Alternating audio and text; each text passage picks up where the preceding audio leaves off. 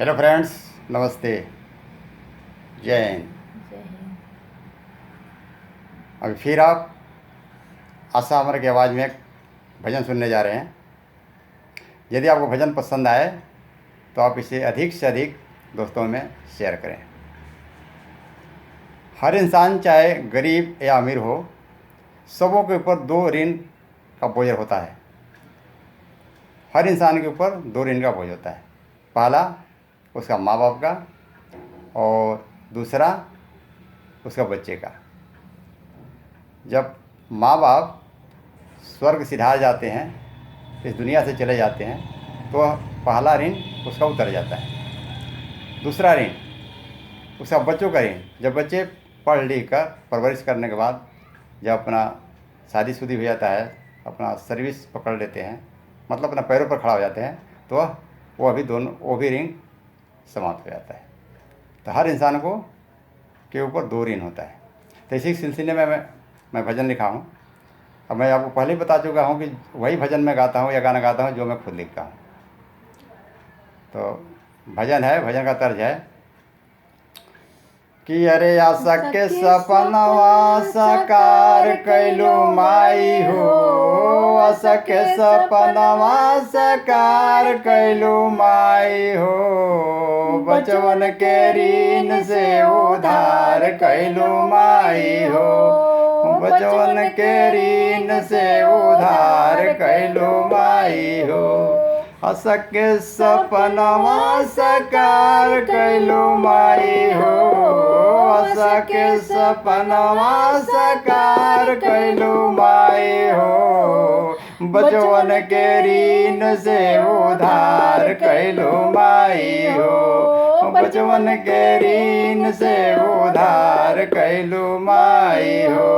आगे का लाइन है कि अरे नाही रहे पैसा हमारा ही परदेश में, नहीं रहे पैसा हमारा ही परदेश में, मैया रउआ दर्शन देली ना जानी कौन भेष में, मैया रउआ दर्शन देली ना जानी कौन भेष में, रतिया के बतिया बताए कैसे माई हो, रतिया के बतिया बताए कैसे माई हो, मुनि है ना बालम सच कैसे समझाई हो, मुनि है ना बालम सच कैसे समझाई हो, असके सपनवा साकार कैलू माई हो, असके सपनवा साकार कैलू माई हो,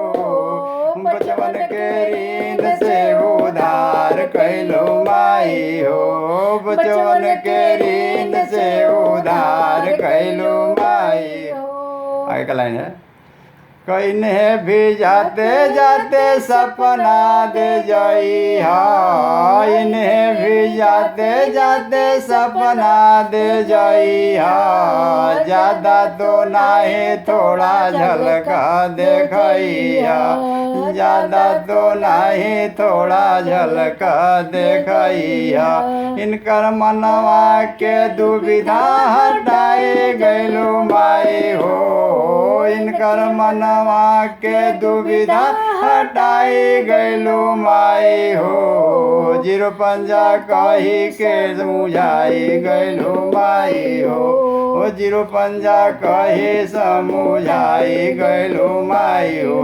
भक्त बोला कि भाई मैं तो तुम्हारी भक्त हूँ, तुम्हारी हमेशा पूजा पाठ करती हूँ और तुम्हारी भक्त हूँ, लेकिन जो भक्त नहीं है इनको तो मैं ज़्यादा नहीं बोल रही हूँ कि तुम उनको ज़्यादा दर्शन देना, लेकिन थोड़ा झलक जरूर दिखा देना। तुम्हारा तो मिलन मेरे साथ हो ही गया, लेकिन इन्हें भी थोड़ा सा झलक दिखा देना ताकि विश्वास हो जाए। तो आगे के कवि का कहाँ कहना है कि रूपवा तोहार माता नाही देख पाई हो, रूपवा तोहार माता नाही देख पाई हो, तेज से तेज तोहर बाटे पर छाई हो, तेज से तेज तोहर बाटे पर छाई हो, बुझल हमर दीपक जलाए गैलू माई हो, बुझल हमर दीपक जलाई गैलू माई हो। जीरो पंजा कही समुझाई गैलू माई हो। ओ जीरो पंजा कही समुझाई गैलू माई हो। बचवन के ऋण से उधार कैलू माई हो। बचवन के ऋण से उधार कैलू माई हो। जीरो पंजा कहे समुझाई गैलू माई हो। जीरो पंजा कहे समुझाई गैलू माई हो। आगे का लाइन है, लॉटरी के नंबर माता रहुए बतैली।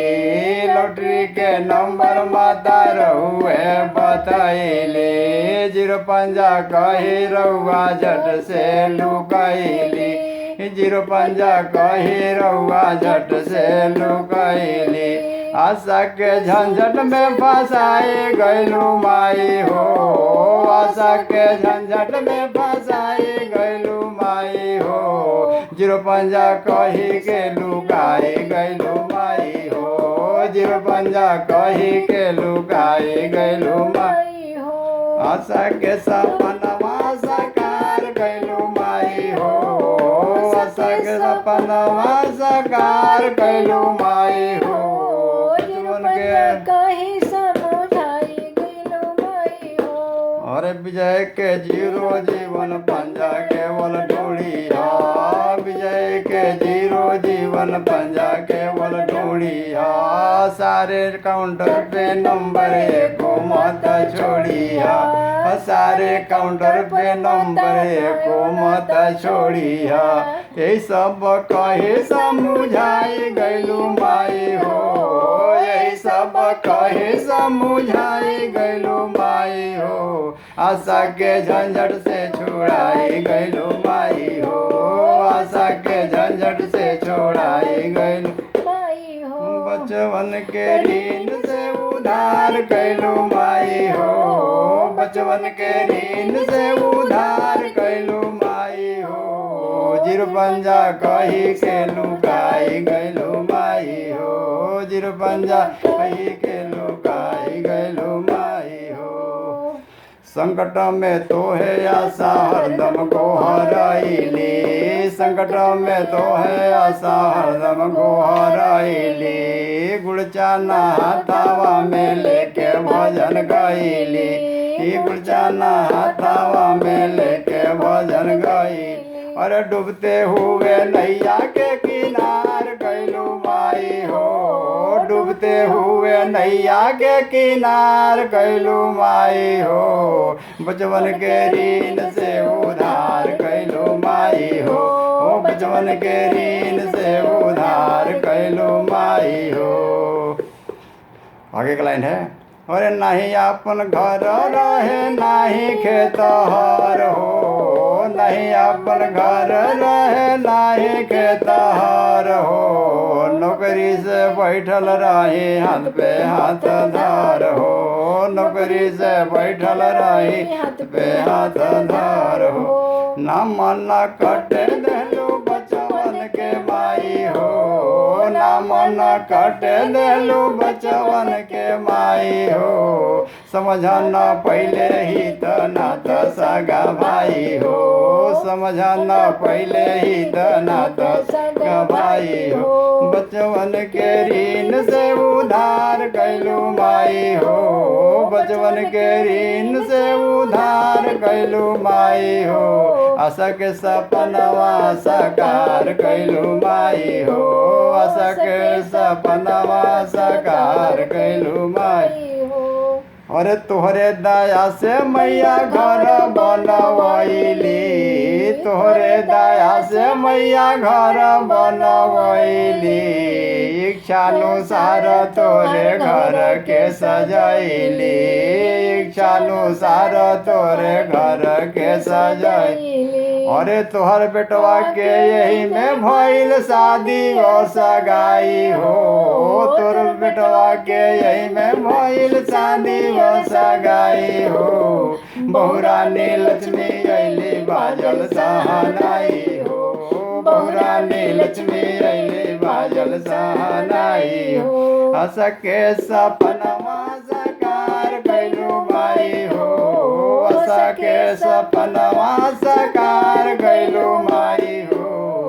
बचवन के ऋण से उधार कैलू माई हो, बचवन के ऋण से उधार कैलू माई। हो।